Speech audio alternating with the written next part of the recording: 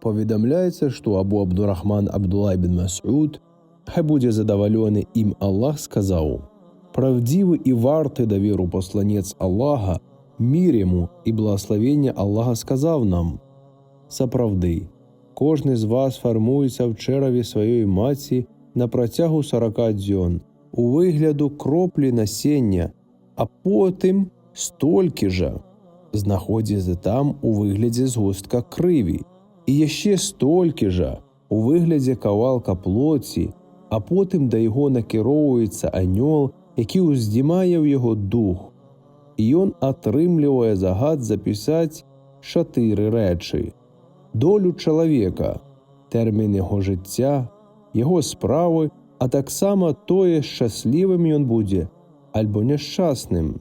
І клянуся Аллахом, а проти якого нема іншого божства, саправди. Кожен з вас може здійсняти справи жихаров раю дотуль, покуль не опинеться від раю на відлеглості всього тільки 1 локтя. Після чого справдиться написане йому народі, і він почне здійсняти справи жихаров огню, і войде в огонь.